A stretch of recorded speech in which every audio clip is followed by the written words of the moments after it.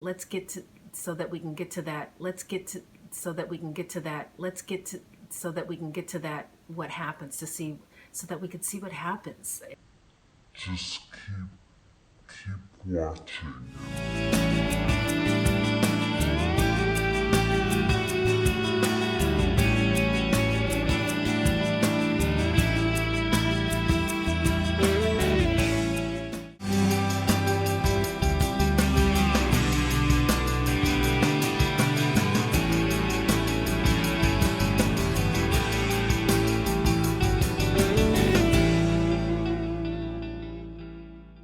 Welcome back. I'm Dina Haynes, and this is the channel where I read to you my book called Neesa. It's a contemporary romance novel set in modern-day Los Angeles. If you haven't watched chapters 1 through 8, then you're definitely going to want to go back to the beginning and get caught up, because right now is spoiler time. Chapter 8 was kind of fun, at least for me it was. We got to see Ruben on the case. He was investigating Annabelle at her acting class, and Annabelle's trying to put them together, him and Denise together, and he's not sure why. It feels like a lucky break. He's acting like he might take her up on her offer, but you and I both know that he's not going to be able to resist this opportunity. So let's get on with chapter 9 so we can see what happens when Ruben takes Annabelle up on her offer. Chapter 9, Neesa's Perspective. I breezed through the airy hallways of a house on Roberto Lane in the prestigious Bel Air gated community, mentally running through a checklist of all the things that needed to get done before the first guests arrived in an hour. Some agents had assistants who helped them take care of such details, but not me. I liked the minutiae, kept my mind off other things. For one, the fact that I had run through so many AA batteries for my vibrator, I should own stock in the company by now. My attraction to Ben was stronger than ever. Seemed he was much safer to like within the confines of my imagination. I didn't want to like the guy. Granted, what was in my head was 100% physical because it was the only way I could justify my irrational obsession and live with myself. I stepped into the guest bathroom and assessed my attire for the umpteenth time. This night could end in my biggest single commission to date. Yet I kept fighting my body's urge to squirm as fantasy bled into reality more and more of late. As I looked in the mirror, I spaced out, imagining his hands invading my most private places. My head swam and I closed my eyes, waiting for it to subside. My friends' voices lined up in my subconscious, convincing me I needed to get laid. I shuddered. The idea of letting some stranger pump his organ into me was still repulsive. Shaking off those images, I focused on my clothes again. I'd chosen a body-skimming red dress because red was an action color. I wore it to be a beacon in the crowd and elicit a quick buying response. Manipulation was the name of the game. Tactics like these had led me to purchase $1 million home and an income property in only 3 years. I was pumped up after my assessment, but my expression didn't match. I appeared sad and a little panicked. Along with the pressure to land the sale, I was overdue on keeping my word to Annabelle. She had taken the acting class, as promised, and I was pussyfooting around holding up my end of the deal. As expected, I was stubborn and steadfast in my old habits. The opportunities were plentiful, so I had no excuse. I had engaged a few men in flirtatious conversation over the past week, but not once did I agree to a date. Of course, it had nothing to do with the fact that Ben had burrowed deep into my subconscious, whether I wanted him there or not. Mom had warned me growing up that my soft heart could lead to trouble. I let my emotions hold sway over me before men proved themselves, which meant I was a disaster waiting to happen. Make good choices and you'll come out a winner, I heard. Make bad ones and you'll suffer the consequences. But all my exes had lied, cheated, betrayed me in the worst ways, which made it hard to find a guy without an agenda or someone with altruistic values. Did he exist? Simply put, I had lost faith in men. And if what was lost could be found again, I hadn't a clue how to make it happen. I feared I'd have to take a leap of faith and stomach the possibility of getting my head chopped off somewhere down the line. And if that was the only choice, I wasn't sure I was ready. Too often I shook my fist at why God couldn't just give us the blueprint. The doorbell rang. I let the catering people in and went back to hiding behind the mask of real estate mogul. While they set up, the hired actors came next. I coached them on the rules of engagement. They could solicit whomever they wanted for work or whatever, as long as they kept it to a simple exchange of information while on the premises. My client list was all kinds of connected. Networking with them was enough of a draw, on top of the free food and champagne, that I didn't have to pay the actors, a win on both sides. Brokers arrived 20 minutes later, bringing special clients who wanted to get the jump on this hot property. After leading them on a private tour, I encouraged them to stay for the spectacular sunset view over the city, seen from every window on the first and second floors. I'd budgeted for extra food, and those clients walked into the palm of my hand, staying to watch the sunset later in the evening. So far, my plans had gone off without a hitch. Guests milled around, getting familiar with the space, while others touched surfaces and opened doors to hidden rooms. It looked like something straight out of a movie, with ladies dripping in expensive jewelry and men dressed in blazers with no ties, all of them wearing obnoxious amounts of cologne. If I played my cards right, this house would sell itself. The heavy bass of sexy lounge music filtered in from the backyard DJ as more people arrived. Not all of my clients could afford a seven-figure home in this exclusive community, which was why I handpicked each of the guests from my contact list. Knowing how impossible it was to get through the guarded gate without being on that list, I was shocked when I caught sight of a certain stalker while talking to Mr. Ching, an investor from China. His translator leaned toward Mr. Ching, revealing a momentary glimpse of Ben's signature wavy hair and hazel eyes. A jolt of recognition ripped through me, and I forgot where I was in the conversation.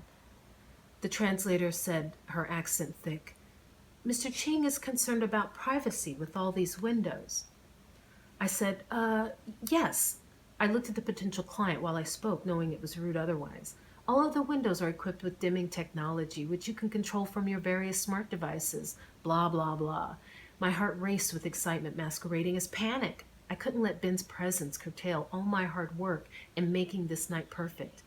I was shocked to see him again after the last words we'd exchanged. The interpreter was waiting for me to say something, so I improvised. "This will make a great vacation home for you, Mr. Ching. You'd be neighbors with Angelina Jolie. She lives just down the block."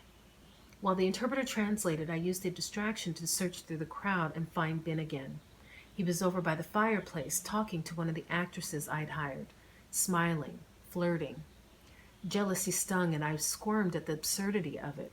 Where was my dignity?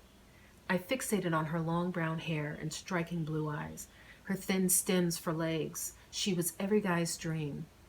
Hollywood had a distinguishable standard for women who lived here, broken down into categories such as hip-hop bohemian chick and Kardashian clan clone. She belonged to the latter, minus the butt and hip implants. I envied how at ease she was around men, which is why I'd hired her. Confidence leaked from her pores, her smile, even her damn aura. If she was the sun, I was the moon. Ben was drawn to her, and I couldn't blame him. Her attitude was infectious.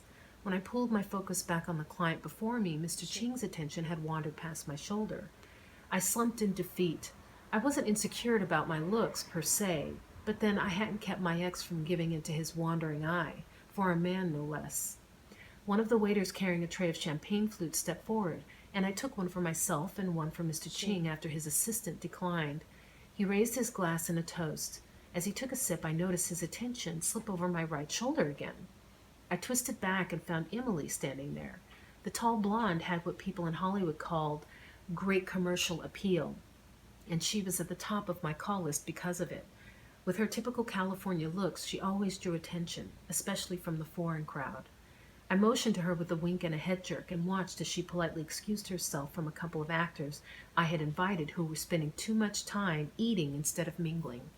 Emily's acting skills played out in real time as I watched her shift gears.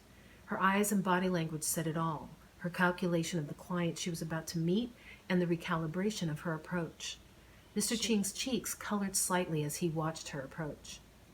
It could have been the effect of the alcohol, but I suspected it was the chance to get close to a pretty girl way out of his league. I said, "Mr. Ching, have you met my friend?" I handed her the extra champagne flute. He said, "No, I haven't," his accent almost making the words indecipherable. "Please, accept my apology. My English is poor. However, I am not." Emily tossed her long blonde locks and laughed. Her expression warmed up the room as her face erupted in a smile of perfect white teeth. "I like your sense of humor." She practically sparkled like Edward in Twilight.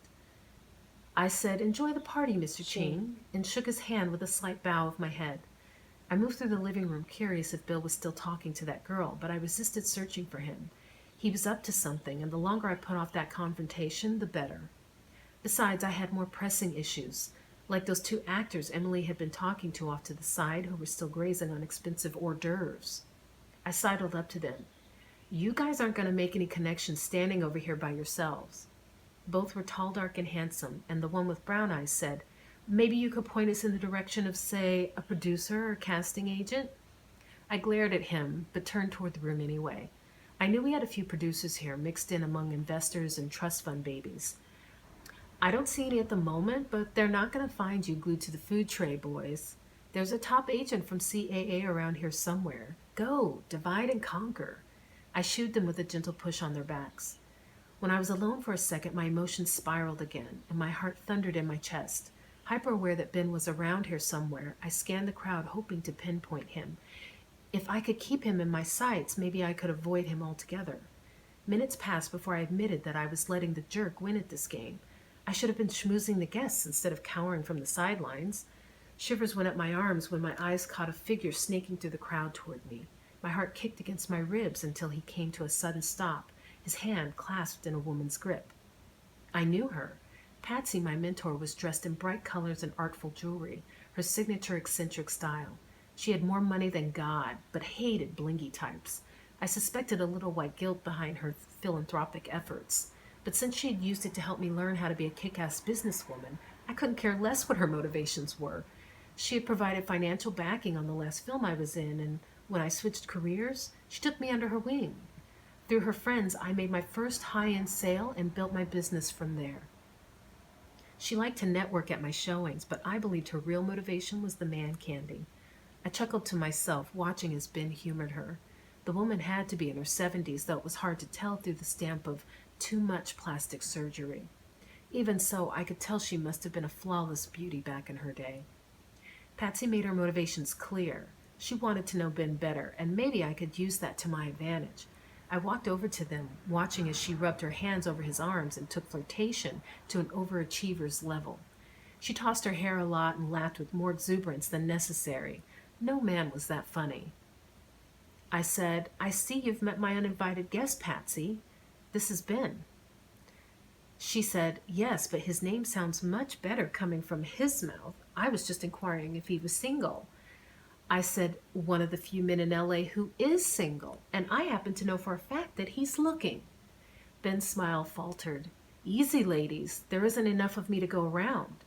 Patsy said, "Perfect, because I don't intend to share." She tilted her head back and opened her mouth wide as dainty laughter spilled out. I said, "Well, so long as you're a guest of Patsy's, I guess I can let you stay." Ben stumbled over his words. "Actually, I came to see you. Can I get a moment with you over here?" He jerked his head to the side, but I didn't take the bait. Better to let him squirm under Patsy's attention and rethink his decision to come. I said, "Sorry, but I have work to do. Please excuse me while I tend to my other guests." I moved to watch Ben's torture from the safe distance of the kitchen. First, the situation I put him in was funny, until I began noticing that his shoulders were broader than I had pictured in my fantasies. The unremarkable suit he wore was in a tragic blue color.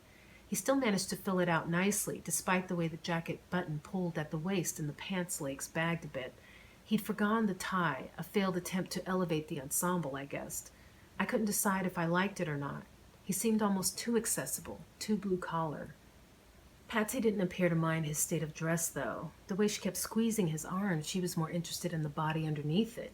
It was kind of embarrassing, the spectacle she made. Humph. If it was embarrassing for her, why was I the one blushing?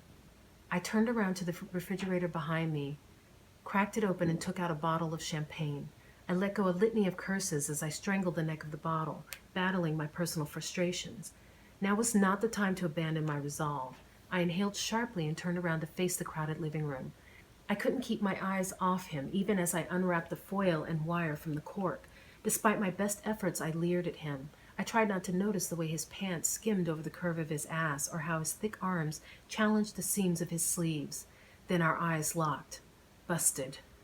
The cork popped with a loud bang, sending it flying into the living room. I cringed and yelled, "4!" Hands ducked and bodies turned while the cork soared over the crowd, hitting the accent wall over the fireplace. I winced, then announced, "More champagne!" Everyone cheered and held up their empty glasses while I handed over the bottle to one of the waiters. I raised my hands to keep everyone's attention. "That was a close one, guys." My voice shook with adrenaline, and I didn't think it was because I almost took someone's head off with my careless uncorking. Drawing in a deep breath, I continued. "I know you all are having fun, but I want to thank each and every one of you for being here tonight. A special mention to Patsy of Copeland Furnishings for providing all of the beautiful furniture you see here around you. Thank you for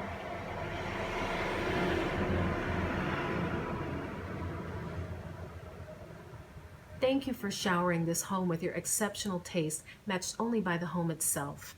And now for the show you've all been waiting for. The sun is about to set in..." I glanced at the clock over the oven. 6 minutes. The best view is from the yard. Please enjoy." The voices cranked up again, along with the music from the DJ. I slipped through the crowd and made my way toward the stairs leading to the second level, managing to snag a glass of champagne. By professional habit, I avoided drinking at my own showings, but desperate times called for desperate measures. I knew I could count on Patsy to keep Ben preoccupied while I found a private space to fasten my baby-making organs back behind the old chastity belt. Dying for a lifeline, I began a thread of group texts to my girlfriends who knew about the subject in question. What Claire and Annabelle didn't know was how my initial indifference to Ben had turned into a voracious crush. I texted, "Help, I'm at a showing, and guess who's here? Ben, the great stalker himself." Annabelle responded the quickest. "Someone promised to go on a date, hint, hint." I texted back, "I know, I'm on it.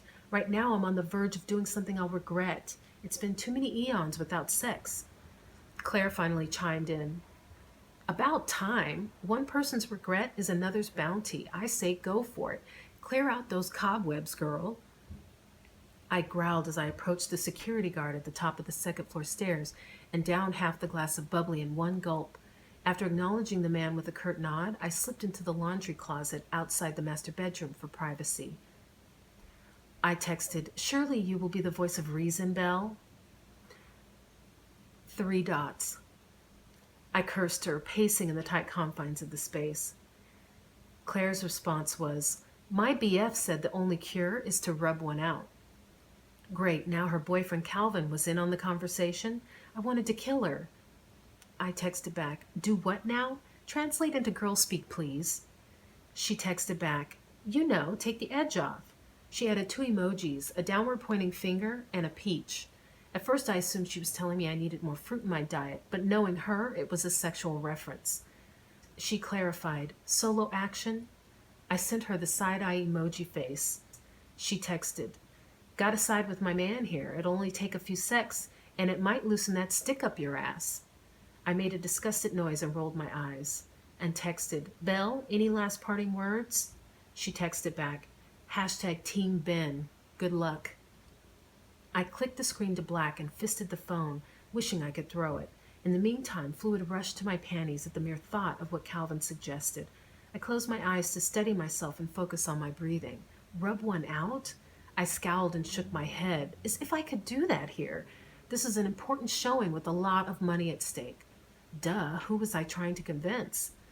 Sunset's going down right now. Everyone's attention is on the view. That'll buy me a few minutes for sure. I couldn't believe I was considering it. Shit, shit, shit, I whispered to myself. I could do this. At home the other day, I'd finished in a record 3 minutes, plenty of time for nature to do its thing outside. With newfound determination, I spun away from the door, hiked up my skirt, and slipped a finger underneath the lace of my panties. I pinched my face, trying not to squeal with embarrassment at what I was up to. Any pretense dropped away when my fingers slicked over my heated sex, catching on the ultra-sensitive peak. My knees buckled as I sucked in air. I was so aroused I couldn't have stopped if I wanted to. It occurred to me that if I'd done this before people had arrived, I might have avoided the unfortunate timing.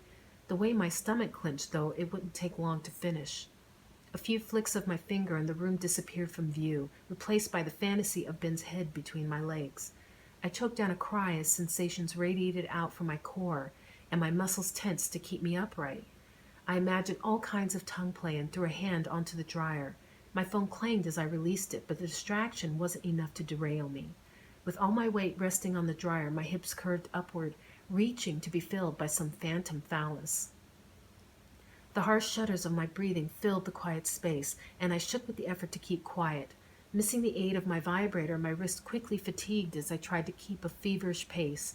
I whimpered for release, realizing how badly I needed it. Friction built to heat as the pleasure jumped to an unbearable level, the kind where I might not be able to control my volume. I was almost there. The room came back into focus before the orgasm hit. My vision magnified to technicolor clarity as I saw my fingers gripping the smooth surface of the dryer, my knuckles white from straining. Everything below the waist tensed up and my head dropped back. Almost. Any second now. Talking drifted in from right outside the door. I froze and sobered instantly, my promised orgasm slipping from my grasp. No, no, no, no, no. The room went all spotty as I tried to refocus my vision, and I shuddered. Was there such a thing as blue balls for women? With only a second's notice, I yanked my dress down and spun around before the door opened. Ben stood there, moved to stillness as he assessed the state I was in. I grabbed my cell phone off the washing machine and tried to push past him, but he wouldn't budge. "Excuse me," I said with a scathing tone. He stepped over the threshold, forcing me to back up, and closed us into the tight space. His face was unreadable. Panic kicked the walls of my heart so hard I feared it might crawl out of my throat. "Where's Patsy?" He said, "Busy. What were you doing in here?" After a couple of starts, I said, "I was leaving. I was on a private call." I held up my phone as if my words needed illustration. He said, "Uh-huh. Well, which is it?" He frowned at me and his eyes scanned down my body. I was too scared to glance at the mess I'd made of my clothes, but he wasn't looking there. His eyes landed on my hands, or where my missing hand should be. I was hiding the guilty offender behind me, which seemed to confirm his suspicions, given the smirk that raised his brow. I said, "Get out of my way." I moved to squeeze around him again, but he put his arms out, blocking me in, and walked forward until my back hit the far wall. His voice practically purred. "Not until you tell me what you were doing in here." I said, "I want to know what you were doing here. There's a list at the front gate, and you weren't on it." He said, "I told you earlier when you tried to pawn me off on your grandmother. I came to see you." And the list was child's play. I said, "Really? Well, I don't know why you'd want to see me since I'm a lesbian, remember? And you're not a millionaire, so your being here is pointless." He was so close we were almost nose to nose. He smelled fruity and boozy from the champagne. My chest rose and fell as I labored to catch my breath, my breasts inches from his torso. The peaks began to tingle as if sensing contact with the enemy was imminent. I struggled to keep my wits about me when, just seconds ago, I'd almost screamed his name in orgasm. He snatched my hand from behind my back and brought it to his face. I fought his hold, but it was no use as I learned how strong his arms were, what I wouldn't give for an interruption right now. I fixed my stare on a point over his shoulder on the door jamb. His sharp inhale was slight but unmistakable. I squeezed my eyes shut at the humiliation he was about to subject me to. Then the oddest thing happened. Heat and wetness enveloped my fingers, making my head jerk toward him and my eyes fly open. I watched as he swallowed them almost to the palm. He did this swirly thing with his tongue, and I slammed my thighs together. He savored my taste, his lids heavy, when he finally lifted them and held me with that hazel gaze. "You've been a naughty girl, and in the closet, no less. How appropriate." I swallowed hard. "What do you want?" My voice had lost its bravado. The juncture between my legs had grown its own heartbeat, throbbing and heavy with unspent release. He said, "I'm more interested in what you want." His voice was so deep it was a growl. "See, it looks like I interrupted something, but I can help you with that. If you want, all you have to do is say the magic word." His lips, those sensuous, full... I rolled my eyes away. "Please." I clearly meant sarcasm, but he took the flippant comment at face value. He smiled. His hands were quick, lifting the hem of my dress. He found the lace that I had soaked through, cooling now that the air was hitting it. Frowning, I shoved at his shoulders, but his stance was firm as he hiked my leg around his waist and found my core. The air rushed out of me. Strange hands hadn't touched me in so long, it almost felt like the first time. Shocked by his brazenness, I tugged at the collar of his jacket and thrust into him. I chewed my bottom lip, afraid to make a noise that would bring unwanted witnesses, and lost my shit. My knees shook.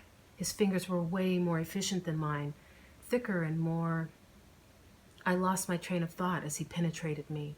I had planned to fight. I had planned to argue, to punch him, but the pleasure of the pressure building at my core stole all reason. My teeth locked down as my abandoned release roared back to life. Soon I was teetering on the edge again. He whispered, "I knew you felt it," his hot breath caressing my ear. "Don't you want me here, fucking you for real?" God, yes. No! My body moved with his as the latent lust from 3 years of abstinence roared through my defenses.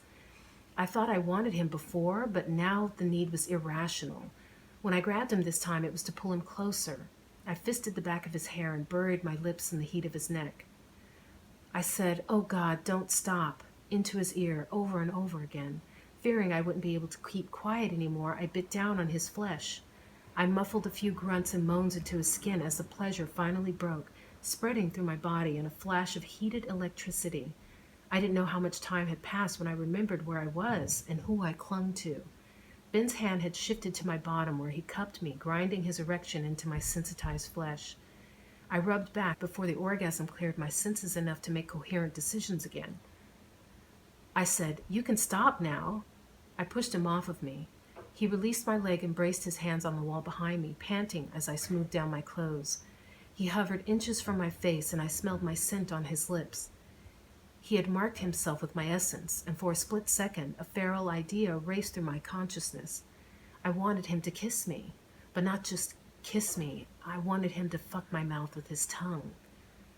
I said, "I have to get back out there." I sounded uncertain and weak, which annoyed me. Then I saw the welt I'd left on his neck. Horrified, I snapped, "Oh my God, I'm fucked. Are you satisfied, huh? You get your proof of my humiliation? Do me a favor and leave without anyone seeing you." After a beat, he moved the slightest bit to the side. I slid by him, free at last, and grasped the door handle like a lifeline. He said, "Wait a minute." I turned and slanted a finger across my lips to quiet him. He continued, "I came to ask you something." "What?" I whispered angrily. He said, "Go out with me." I turned and faced him. "Are you fucking kidding me? You're making demands? You sound like a caveman." He shuffled his feet and rephrased it. "Will you go out with me? Please." Yes was on the tip of my tongue, but only because I had Annabelle's debt hanging over my head. I'd vowed to fulfill my promise with someone else, anyone else. No. This time I left for real, before I changed my mind. The heat he ignited in me was unprecedented. I could have begged him to take me home. My heels clacked on the light travertine floor as I rounded the staircase, where the security guy smirked at me. I stopped and glared. "Something funny?" He smiled and shook his head. As I made my way down the stairs, Ben's angry figure closed in on me. Ignoring him, I approached a small group of guests in the dining room. I placed a hand on Mrs. Holstein's back and checked in with her and her husband. "How was the sunset? Pretty spectacular, huh?" She smiled and raised her almost empty glass in a toast. "Our agent sent you an offer by email. You'll let us know what you think?" I said, "Absolutely. I'll be answering all the emails as soon as the party is over. Let me refresh your glass. You're not driving, are you?" She smiled and shook her head as I beckoned one of the servers, who replaced her flute with a new one. Ben's body hovered over my backside as he leaned into my ear and whispered, "What do you mean, no?" "I had it on good authority that you were a sure thing." I rounded on him, my hand itching to throw a slap, but I had bigger responsibilities here. "I'm not falling for that again. Get out of here before I call security."